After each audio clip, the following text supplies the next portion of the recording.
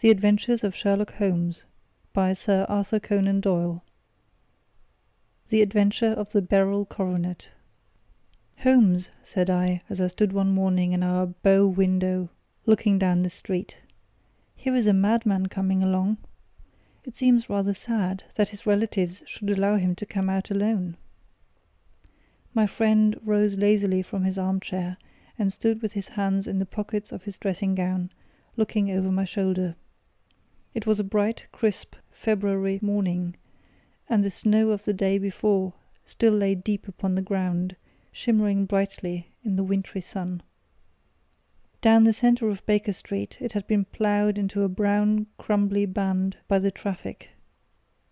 But at either side and on the heaped-up edges of the footpaths it still lay as white as when it fell. The grey pavement had been cleaned and scraped, but was still dangerously slippery, so that there were fewer passengers than usual. Indeed, from the direction of Metropolitan Station, no one was coming save the single gentleman whose eccentric conduct had drawn my attention. He was a man of about 50, tall, portly, and imposing, with a massive, strongly marked face and a commanding figure. He was dressed in a sombre yet rich style, in black frock coat, shining hat, neat brown gaiters, and well-cut pearl-grey trousers. Yet his actions were an absurd contrast to the dignity of his dress and features, for he was running hard, with occasional little springs, such as a weary man gives who is little accustomed to set any tax upon his legs. As he ran, he jerked his hands up and down, waggled his head, and writhed his face into the most extraordinary contortions. "What on earth can be the matter with him?" I asked. "He is looking up at the numbers of the houses." "I believe that he is coming here," said Holmes, rubbing his hands. "Here?" "Yes, I rather think he is coming to consult me professionally. I think that I recognize the symptoms. Ha! Did I not tell you?" As he spoke, the man, puffing and blowing, rushed at our door and pulled at our bell until the whole house resounded with the clanging. A few moments later he was in our room, still puffing, still gesticulating, but with so fixed a look of grief and despair in his eye that our smiles were turned in an instant to horror and pity. For a while he could not get his words out, but swayed his body and plucked at his hair, like one who has been driven to the extreme limits of his reason. Then, suddenly springing to his feet, he beat his head against the wall with such force that we both rushed upon him and tore him away to the centre of the room. Sherlock Holmes pushed him down into the easy-chair, and, sitting beside him, patted his hand and chatted with him in the easy, soothing tones which he knew so well how to employ. "You have come to tell me your story, have you not?" said he. "You are fatigued with your haste. Pray wait until you have recovered yourself, and then I shall be most happy to look into any little problem which you may submit to me." The man sat for a minute or more with a heaving chest, fighting against his emotion. Then he passed his handkerchief over his brow, set his lips tight, and turned his face towards us. "No doubt you think me mad," said he. "I see that you have had some great trouble," responded Holmes. "God knows I have. A trouble which is enough to unseat my reason, so sudden and so terrible is it. Public disgrace I might have faced, although I am a man whose character has never yet borne a stain.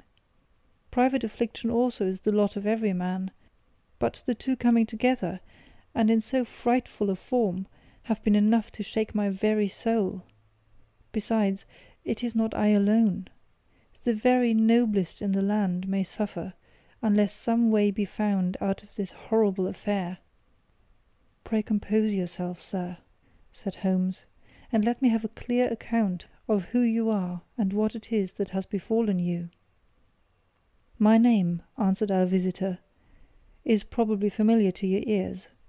I am Alexander Holder, of the bank firm of Holder and Stevenson, of Threadneedle Street." The name was indeed well known to us as belonging to the senior partner in the second largest private banking concern in the city of London. What could have happened, then, to bring one of the foremost citizens of London to this most pitiable pass? We waited, all curiosity, until with another effort he braced himself to tell his story. "I feel that time is of value," said he. "That is why I hastened here when the police inspector suggested that I should secure your cooperation. I came to Baker Street by the Underground and hurried from here on foot, for the cabs go slowly through this snow. That is why I was so out of breath, for I am a man who takes very little exercise. I feel better now, and will put the facts before you as shortly and yet as clearly as I can. It is of course well known to you that in a successful banking business, as much depends upon our being able to find remunerative investments for our funds, as upon our increasing our connection and the number of our depositors.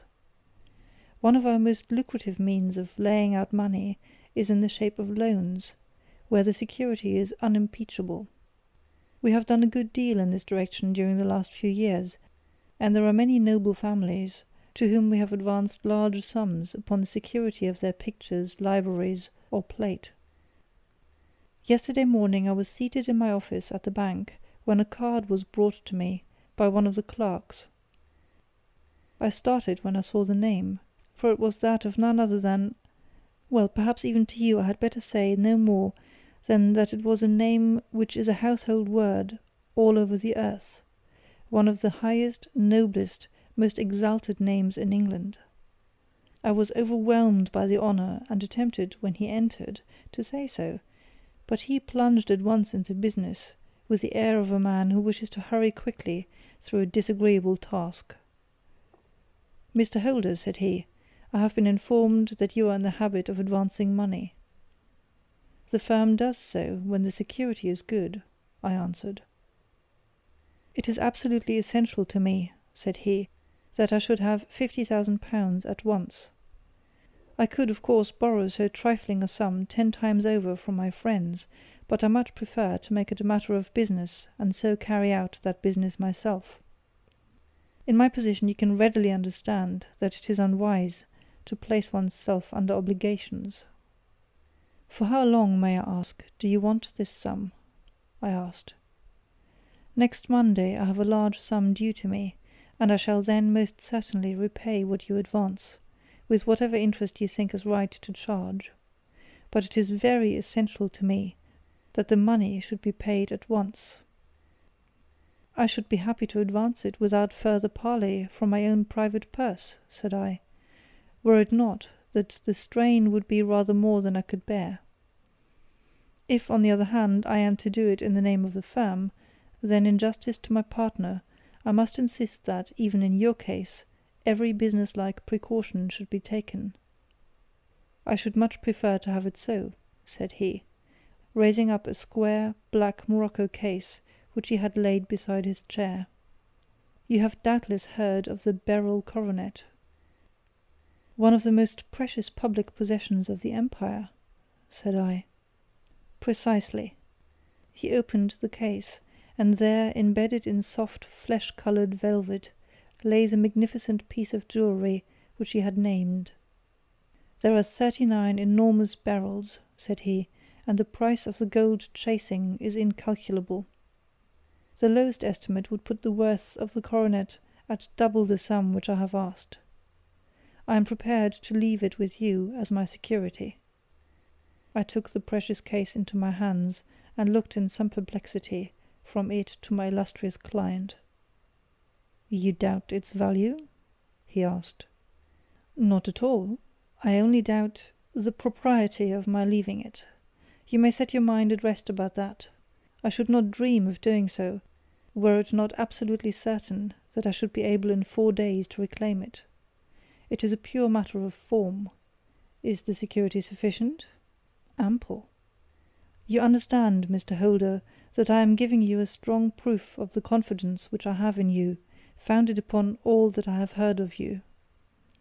I rely upon you not only to be discreet and to refrain from all gossip upon the matter, but above all to preserve this coronet with every possible precaution, because I need not say that a great public scandal would be caused if any harm were to befall it.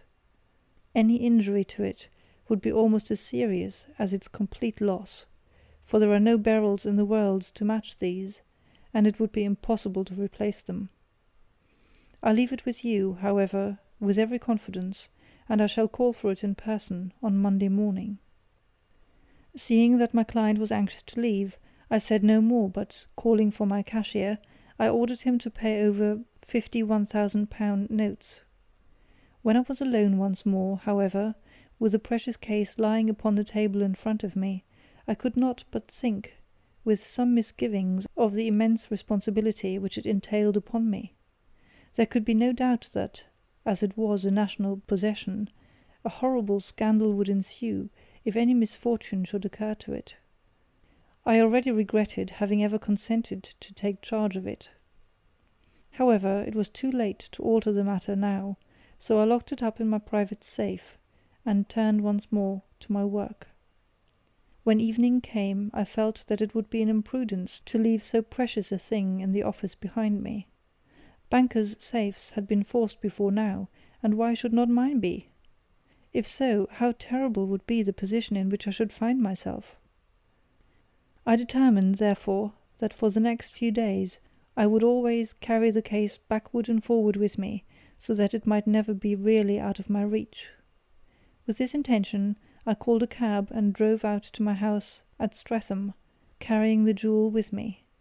I did not breathe freely until I had taken it upstairs and locked it in the bureau of my dressing-room. And now a word as to my household, Mr. Holmes, for I wish you to thoroughly understand the situation. My groom and my page sleep out of the house, and may be set aside altogether. I have 3 maidservants, who have been with me a number of years, and whose absolute reliability is quite above suspicion. Another, Lucy Parr, the second waiting-maid, has only been in my service a few months. She came with an excellent character, however, and has always given me satisfaction. She is a very pretty girl, and has attracted admirers who have occasionally hung about the place. That is the only drawback which we have found to her, but we believe her to be a thoroughly good girl in every way. So much for the servants. My family itself is so small that it will not take me long to describe it. I am a widower, and I have an only son, Arthur. He has been a disappointment to me, Mr. Holmes, a grievous disappointment. I have no doubt that I am myself to blame. People tell me that I have spoiled him. Very likely I have. When my dear wife died, I felt that he was all I had to love. I could not bear to see the smile fade even for a moment from his face. I have never denied him a wish.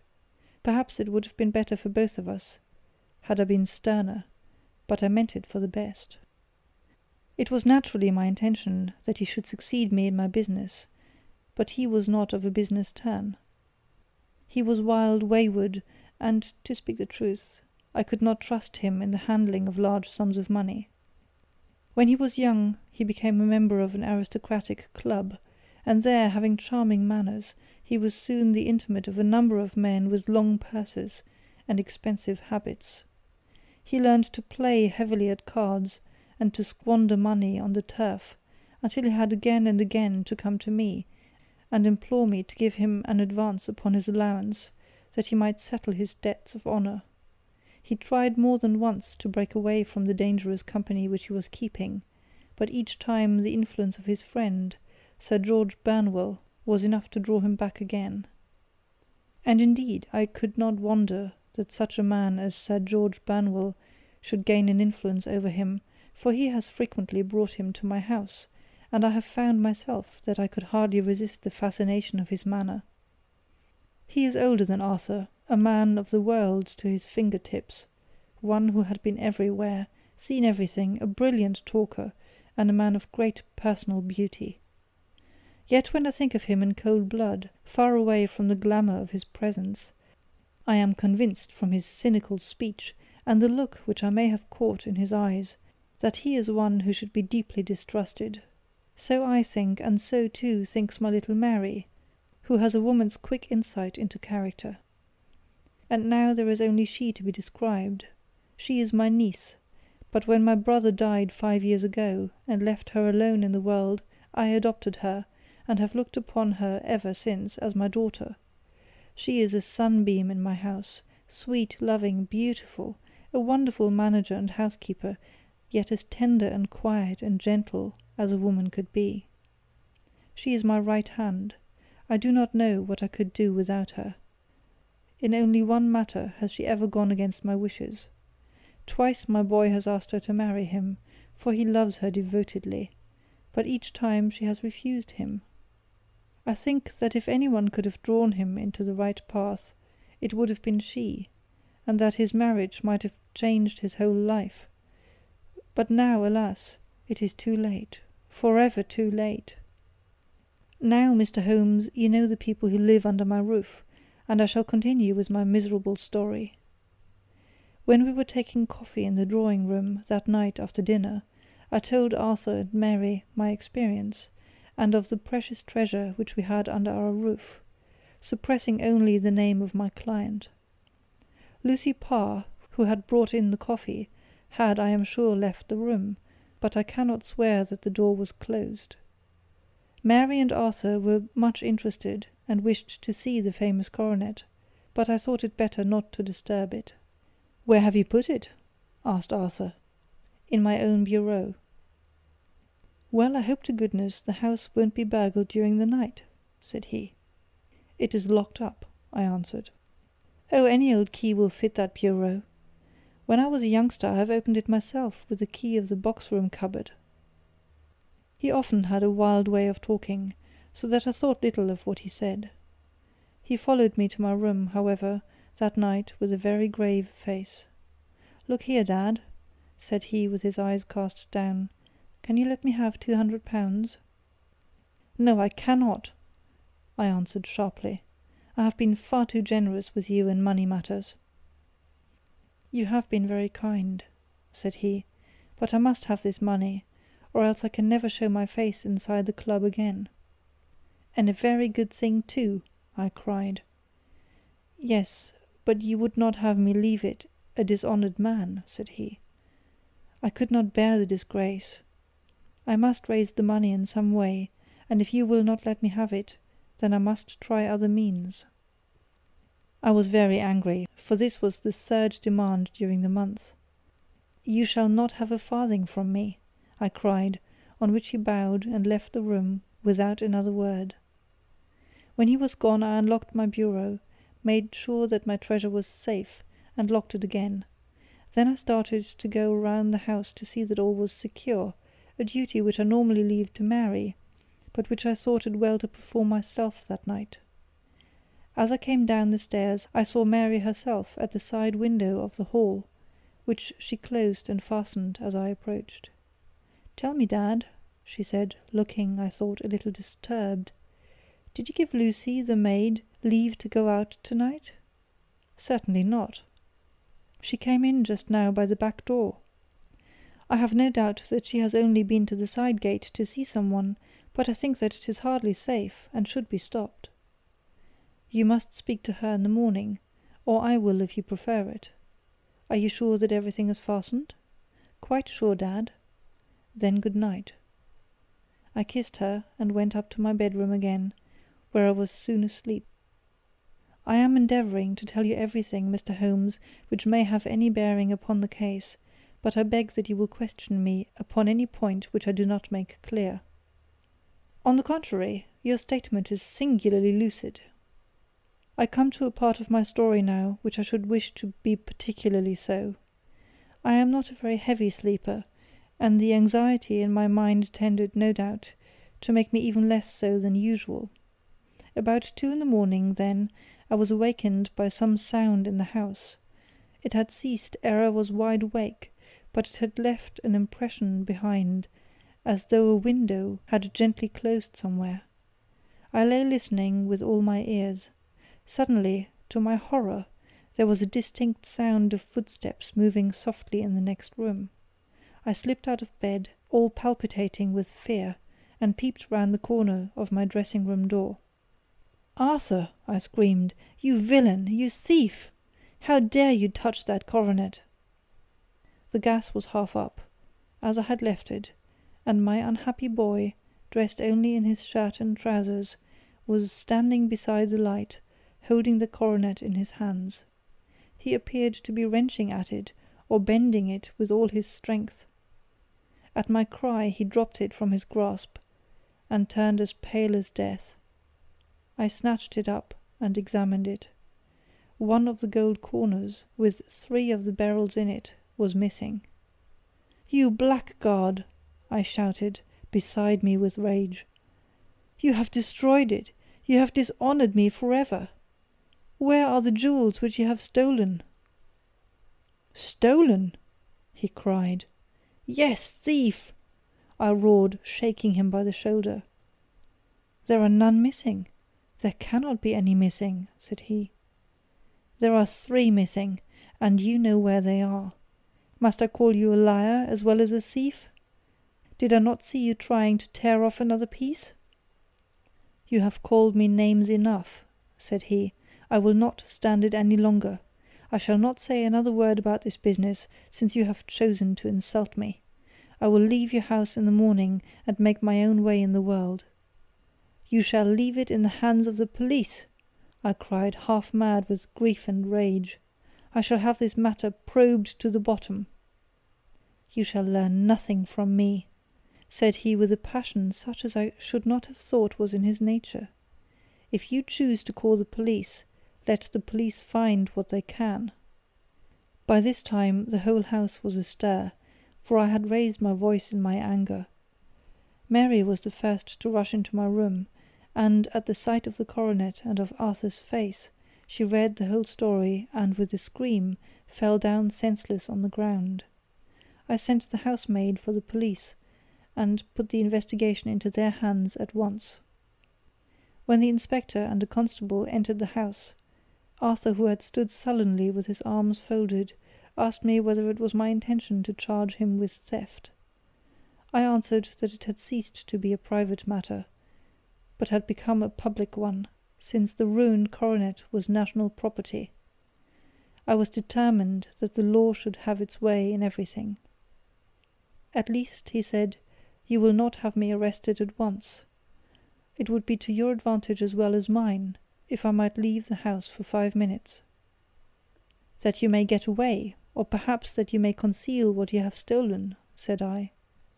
And then, realizing the dreadful position in which I was placed, I implored him to remember that not only my honour, but that of one who was far greater than I was at stake, and that he threatened to raise a scandal which would convulse the nation.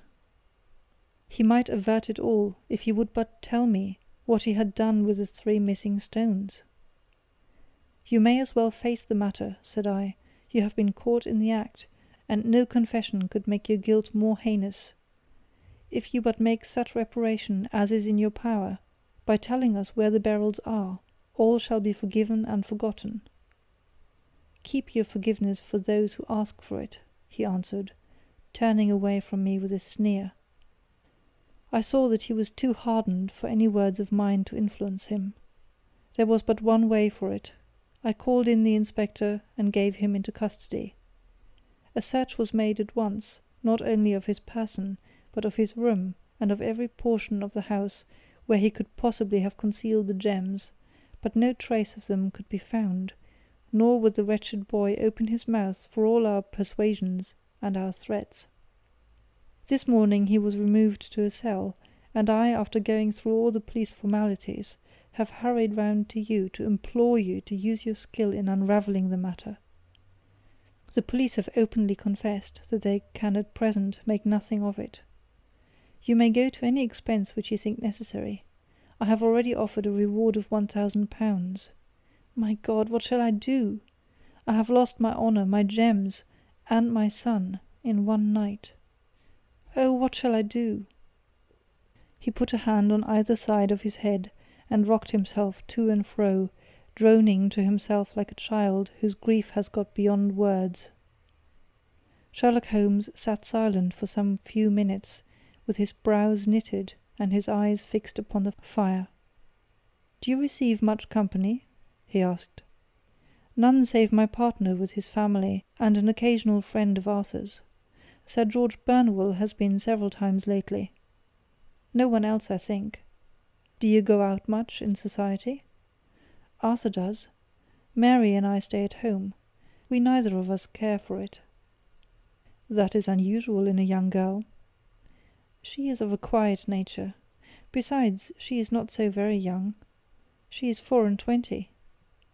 This matter, from what you say, seems to have been a shock to her also. Terrible! She is even more affected than I. You have neither of you any doubt as to your son's guilt?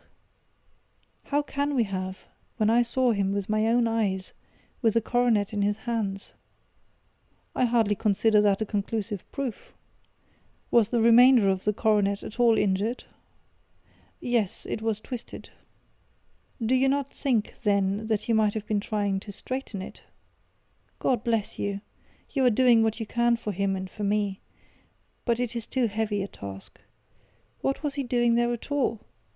If his purpose were innocent, why did he not say so? Precisely.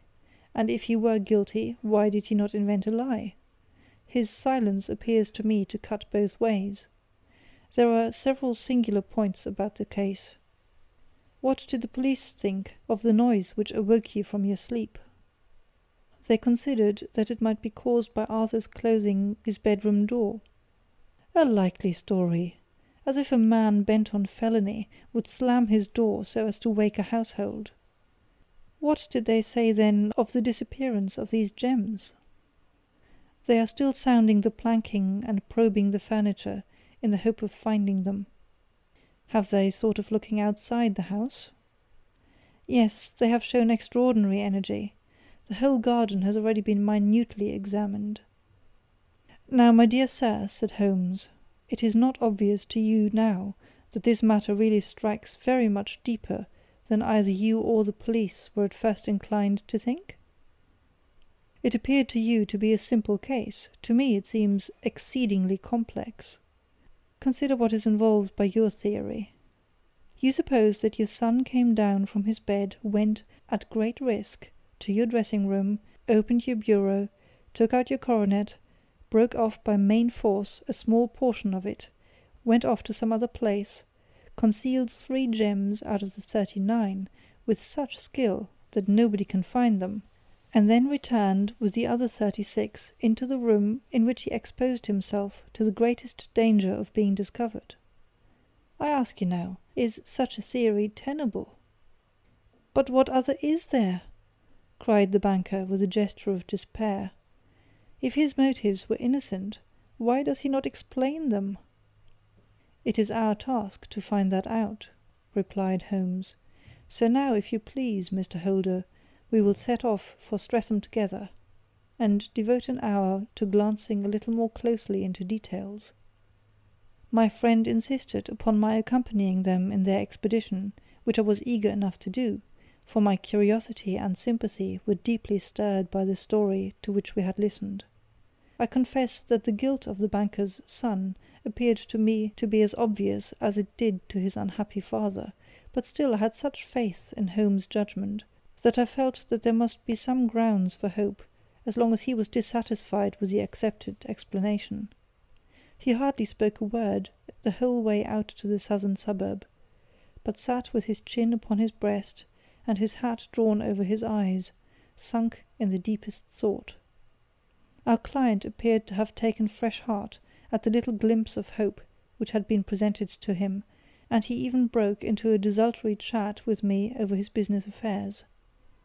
A short railway journey and a shorter walk brought us to Fairbank, the modest residence of the great financier. Fairbank was a good-sized square house of white stone, standing back a little from the road. A double-carriage sweep with a snow-clad lawn stretched down in front of 2 large iron gates which closed the entrance. On the right side was a small wooden thicket which led into a narrow path between 2 neat hedges, stretching from the road to the kitchen door, and forming the tradesman's entrance.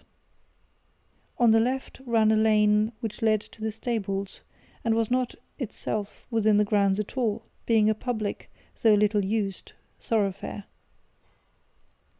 Holmes left us standing at the door and walked slowly all round the house, across the front, down the tradesmen's path, and so round by the garden behind into the stable lane. So long was he that Mr. Holder and I went into the dining-room and waited by the fire until he should return. We were sitting there in silence when the door opened and the young lady came in. She was rather above the middle height, slim, with dark hair and eyes, which seemed the darker against the absolute pallor of her skin. I do not think that I have ever seen such deadly paleness in a woman's face. Her lips, too, were bloodless, but her eyes were flushed with crying. As she swept silently into the room, she impressed me with a greater sense of grief than the banker had done in the morning, and it was the more striking in her, as she was evidently a woman of strong character, with immense capacity for self-restraint. Disregarding my presence, she went straight to her uncle and passed her hand over his head with a sweet womanly caress. "You have given orders that Arthur should be liberated, have you not, Dad?" she asked. "No, no, my girl. The matter must be probed to the bottom." "But I am so sure that he is innocent. You know what woman's instincts are. I know that he has done no harm, and that you will be sorry for having acted so harshly. Why is he silent, then, if he is innocent? Who knows? Perhaps because he was so angry that you should suspect him.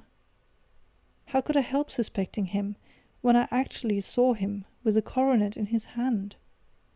Oh, but he had only picked it up to look at it. Oh, do take my word for it that he is innocent. Let the matter drop and say no more. It is so dreadful to think of our dear Arthur in prison. I shall never let it drop until the gems are found. Never, Mary. Your affection for Arthur blinds you as to the awful consequences to me. Far from hushing the thing up, I have brought a gentleman down from London to inquire more deeply into it." "This gentleman?" she asked, facing round to me. "No, his friend. He wished us to leave him alone. He is round in the stable lane now." "The stable lane?" She raised her dark eyebrows. "What can he hope to find there? Ah, this, I suppose, is he.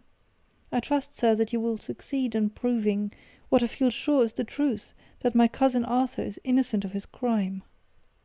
"I fully share your opinion, and I trust with you that we may prove it," returned Holmes, going back to the mat to knock the snow from his shoes. "I believe I have the honour of addressing Miss Mary Holder. May I ask you a question or two?" "Pray do, sir, if it may help you, if it may help to clear this horrible affair up." "You heard nothing yourself last night?" "Nothing, until my uncle here began to speak loudly. I heard that, and I came down." "You shut up the windows and doors the night before. Did you fasten all the windows?" "Yes." "Were they all fastened this morning?" "Yes." "You have a maid who has a sweetheart. I think that you remarked to your uncle last night that you had been out to see him?" "Yes, and she was the girl who waited in the drawing-room, and who may have heard uncle's remarks about the coronet." "I see. You infer that she may have gone out to tell her sweetheart, and that the two may have planned the robbery." "But what is the good of all these vague theories?"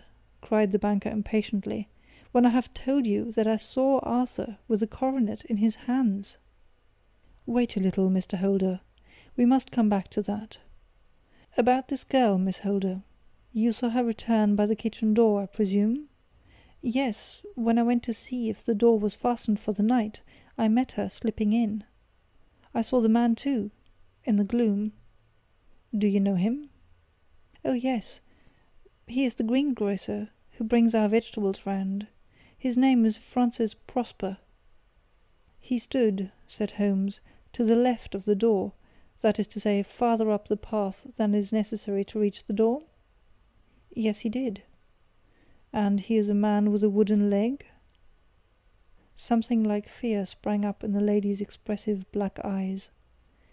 "Why, you are like a magician," said she. "How do you know that?" She smiled, but there was no answering smile in Holmes' thin, eager face. "I should be very glad now to go upstairs," said he. "I shall probably wish to go over to the outside of the house again. Perhaps I had better take a look at the lower windows before I go up." He walked swiftly round from one to the other, pausing only at a large one which looked from the hall into the stable lane. This he opened and made a very careful examination of the sill with his powerful magnifying lens. "Now we shall go upstairs," said he at last. The banker's dressing-room was a plainly furnished little chamber, with a grey carpet, a large bureau, and a long mirror. Holmes went to the bureau first, and looked hard at the lock. "Which key was used to open it?" he asked.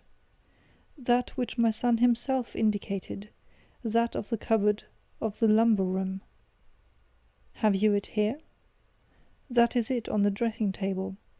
Sherlock Holmes took it up and opened the bureau. "It is a noiseless lock," said he. "It is no wonder that it did not wake you. This case, I presume, contains the coronet. We must have a look at it." He opened the case, and taking out the diadem, he laid it upon the table. It was a magnificent specimen of the jeweller's art, and the 36 stones were the finest that I have ever seen. At one side of the coronet was a cracked edge, where a corner holding 3 gems had been torn away. "Now, Mr. Holder," said Holmes, "here is the corner which corresponds to that which has been so unfortunately lost. Might I beg that you will break it off?" The banker recoiled in horror. "I should not dream of trying it," said he.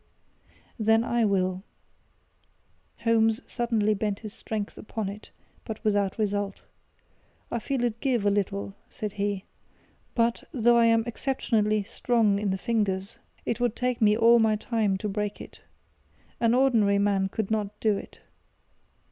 Now, what do you think would happen if I did break it, Mr. Holder? There would be a noise like a pistol shot. Do you tell me that all this happened within a few yards of your bed, and that you heard nothing of it? I do not know what to think. It is all dark to me. But perhaps it may grow lighter as we go. What do you think, Miss Holder? I confess that I still share my uncle's perplexity. Your son had no shoes or slippers on when you saw him? He had nothing on save only his trousers and shirt. Thank you. We have certainly been favoured with extraordinary luck during this inquiry, and it will be entirely our own fault if we do not succeed in clearing this matter up. With your permission, Mr. Holder, I shall now continue my investigations outside." He went alone at his own request, for he explained that any unnecessary footmarks might make his task more difficult. For an hour or more he was at work, returning at last with his feet heavy with snow, and his features as inscrutable as ever. "I think that I have seen now all there is to see, Mr. Holder," said he. "I can serve you best by returning to my rooms." "But the gems, Mr. Holmes, where are they?" "I cannot tell." The banker wrung his hands. "I shall never see them again," he cried. "And my son? You give me hopes?" "My opinion is in no way altered." "Then, for God's sake, what was this dark business which was acted in my house last night?" "If you can call upon me at my Baker Street rooms tomorrow morning between 9 and 10, I shall be happy to do what I can to make it clearer. I understand that you give me carte blanche to act for you, provided only that I get back the gems, and that you place no limit on the sum I may draw." "I would give my fortune to have them back." "Very good. I shall look into the matter between this and then. Good-bye. It is just possible that I may have to come over here again before evening." It was obvious to me that my companion's mind was now made up about the case, although what his conclusions were was no more than I could even dimly imagine. Several times during our homeward journey I endeavoured to sound him upon the point, but he always glided away to some other topic, until at last I gave it over in despair. It was not yet 3 when we found ourselves in our rooms once more. He hurried to his chamber, and was down again in a few minutes, dressed as a common loafer. With his collar turned up, his shiny seedy coat, his red cravat, and his worn boots, he was a perfect sample of the class. "I think that this should do," said he, glancing into the glass above the fireplace. "I only wish that you could come with me, Watson, but I fear that it won't do. I may be on my trail in this matter, or I may be following a will-o'-the-wisp, but I shall soon know which it is. I hope that I may be back in a few hours." He cut a slice of beef from the joint upon the sideboard, sandwiched it between 2 rounds of bread, and thrusting this rude meal into his pocket, he started off upon his expedition.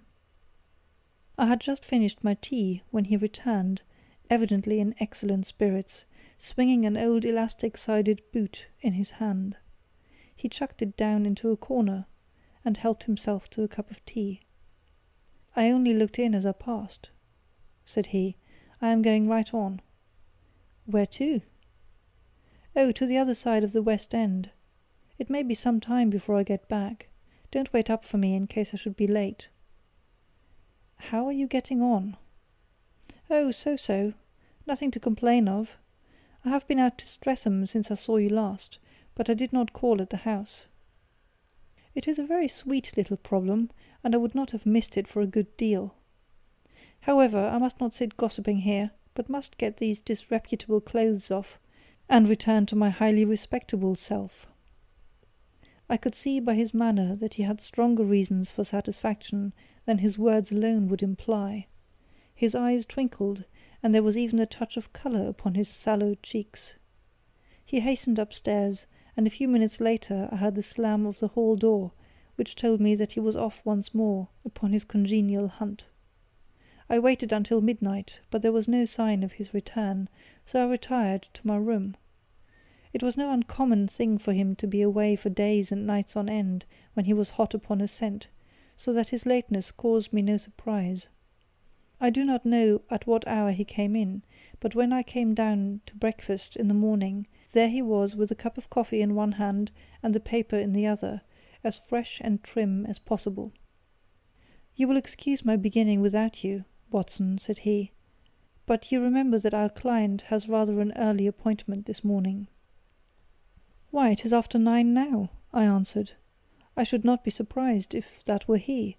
I thought I heard a ring." It was indeed our friend the financier. I was shocked by the change which had come over him, for his face, which was naturally of a broad and massive mould, was now pinched and fallen in, while his hair seemed to me at least a shade whiter. He entered with a weariness and lethargy which was even more painful than his violence of the morning before, and he dropped heavily into the armchair which I pushed forward for him. "I do not know what I have done to be so severely tried," said he. "Only 2 days ago I was a happy and prosperous man, without a care in the world. Now I am left to a lonely and dishonoured age. One sorrow comes close upon the heels of another. My niece Mary has deserted me." "Deserted you?" "Yes. Her bed this morning had not been slept in, her room was empty, and a note for me lay upon the hall table. I had said to her last night, in sorrow and not in anger, that if she had married my boy all might have been well with him. Perhaps it was thoughtless of me to say so. It is to that remark that she refers in this note.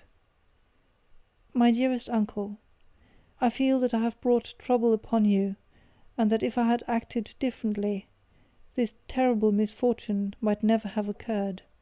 I cannot, with this thought in my mind, ever again be happy under your roof, and I feel that I must leave you forever. Do not worry about my future, for that is provided for, and above all do not search for me, for it will be fruitless labour and an ill service to me. In life or in death, I am ever your loving Mary."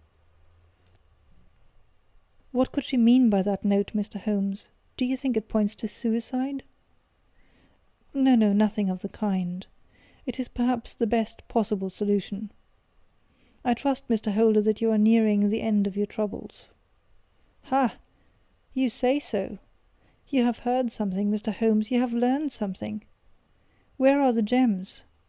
You would not think £1,000 apiece an excessive sum for them? I would pay 10. That would be unnecessary. 3,000 will cover the matter. And there is a little reward, I fancy. Have you your cheque-book? Here is a pen. Better make it out for £4,000. With a dazed face, the banker made out the required cheque. Holmes walked over to his desk, took out a little triangular piece of gold with 3 gems in it, and threw it down upon the table. With a shriek of joy, our client clutched it up. "You have it!" he gasped. "I am saved! I am saved!" The reaction of joy was as passionate as his grief had been, and he hugged his recovered gems to his bosom.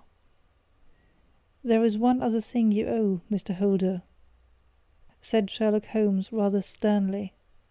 "Oh!" He caught up a pen. "Name the sum, and I will pay it." "No, the debt is not to me. You owe a very humble apology to that noble lad, your son, who has carried himself in this matter as I should be proud to see my own son do, should I ever chance to have one." "Then it was not Arthur who took them?" "I told you yesterday, and I repeat today, that it was not." "You are sure of it?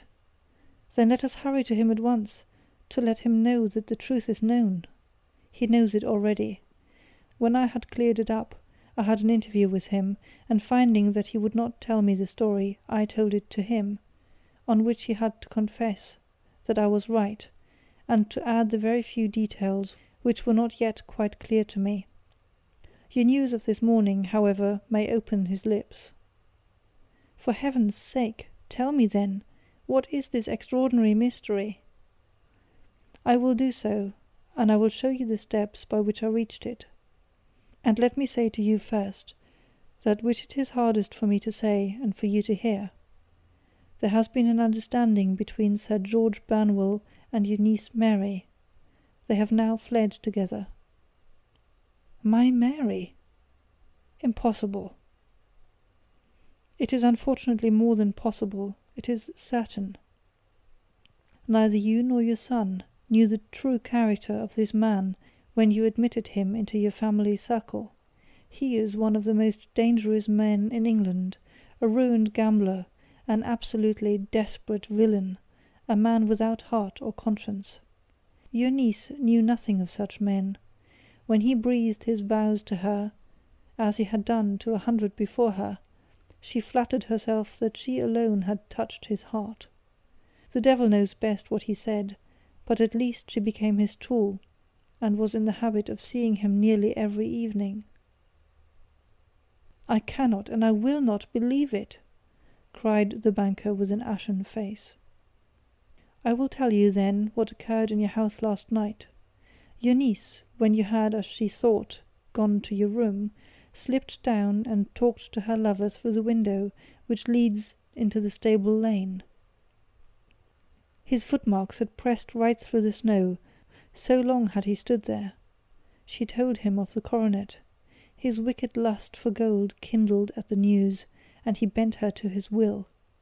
I have no doubt that she loved you, but there are women in whom the love of a lover extinguishes all other loves, and I think that she must have been one.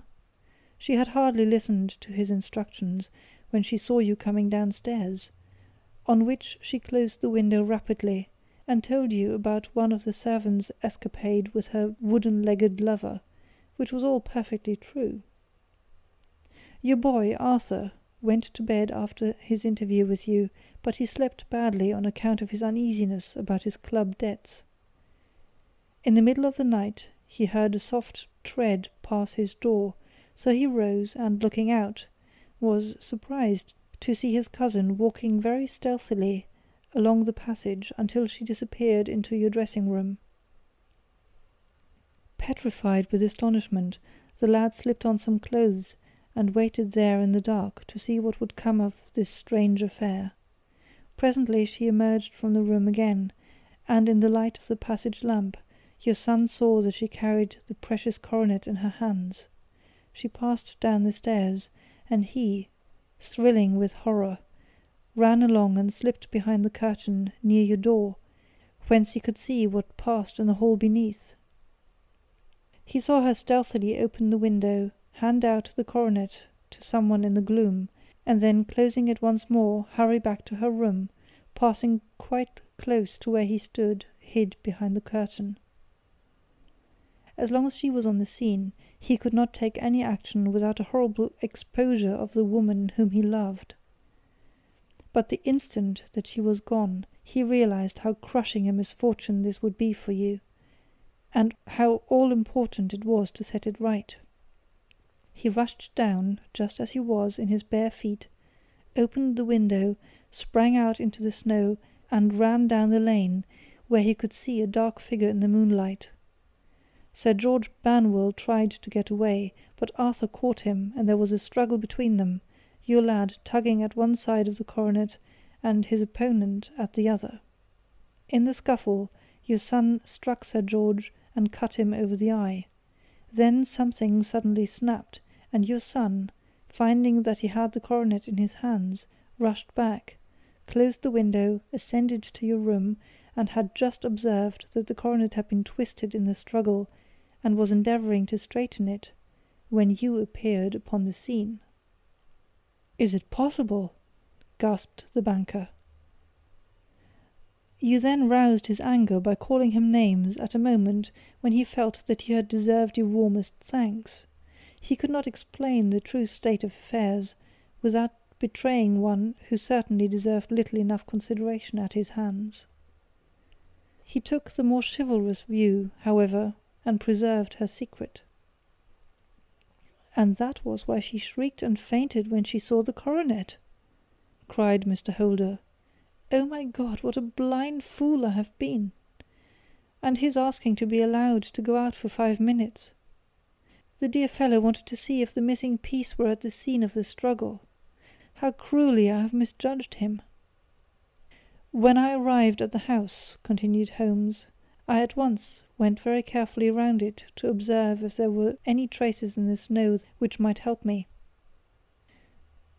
I knew that none had fallen since the evening before, and also that there had been a strong frost to preserve impressions. I passed along the tradesman's path, but found it all trampled down and indistinguishable. Just beyond, however, at the far side of the kitchen door, a woman had stood and talked with a man, whose round impressions on one side showed that he had a wooden leg.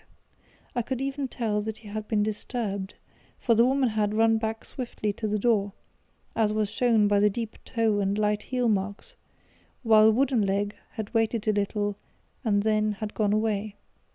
I thought at the time that this might be the maid and her sweetheart, of whom you had already spoken to me, and inquiry showed it was so.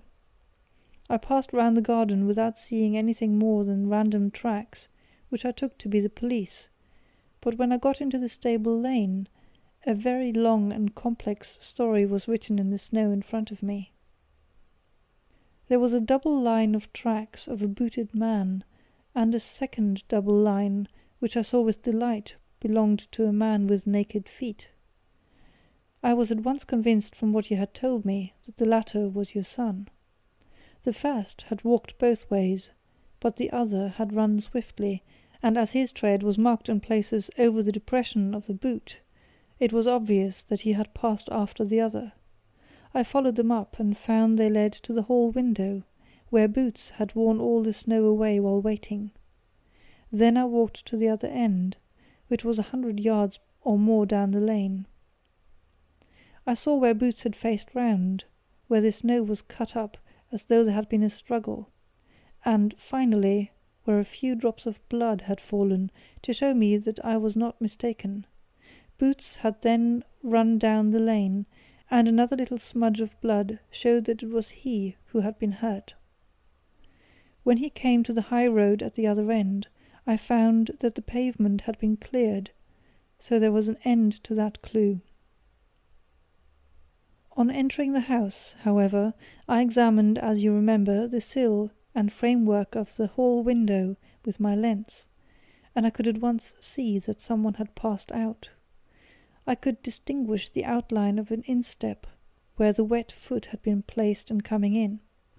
I was then beginning to be able to form an opinion as to what had occurred. A man had waited outside the window. Someone had brought the gems. The deed had been overseen by your son. He had pursued the thief, had struggled with him. They had each tugged at the coronet, their united strength causing injuries which neither alone could have effected. He had returned with a prize, but had left a fragment in the grasp of his opponent. So far I was clear. The question now was, who was the man, and who was it brought him the coronet? It is an old maxim of mine, that when you have excluded the impossible, whatever remains, however improbable, must be the truth. Now I knew that it was not you who had brought it down, so there only remained your niece and the maids. And if it were the maids, why should your son allow himself to be accused in their place? There could be no possible reason. As he loved his cousin, however, there was an excellent explanation why he should retain her secret, the more so as the secret was a disgraceful one. When I remembered that you had seen her at that window, and how she had fainted on seeing the coronet again, my conjecture became a certainty. And who could it be who was her confederate? A lover, evidently, for who else could outweigh the love and gratitude which she must feel for you? I knew that you went out little, and that your circle of friends was a very limited one. But among them was Sir George Burnwell. I had heard of him before as a man of evil reputation among women. It must have been he who wore those boots and retained the missing gems. Even though he knew that Arthur had discovered him, he might still flatter himself that he was safe, for the lad could not say a word without compromising his own family. Well, your own good sense will suggest what measures I took next. I went in the shape of a loafer to Sir George's house, managed to pick up an acquaintance with his valet, learned that his master had cut his head the night before, and finally, at the expense of 6 shillings, made all sure by buying a pair of his cast-off shoes. With these I journeyed down to Streatham, and saw that they exactly fitted the tracks. "I saw an ill-dressed vagabond on the lane yesterday evening," said Mr. Holder. "Precisely, it was I. I found that I had my man, so I came home and changed my clothes. It was a delicate part which I had to play then, for I saw that prosecution must be avoided to avert scandal, and I knew that so astute a villain would see that our hands were tied in the matter. I went and saw him. At first, of course, he denied everything. But when I gave him every particular that had occurred, he tried to bluster, and took down a life-preserver from the wall. I knew my man, however, and I clapped a pistol to his head before he could strike. Then he became a little more reasonable. I told him that we would give him a price for the stones he held, £1,000 apiece. That brought out the first signs of grief that he had shown. 'Why, dash it all,' said he, 'I've let them go at 600 for the 3. I soon managed to get the address of the receiver who had them, on promising him that there would be no prosecution.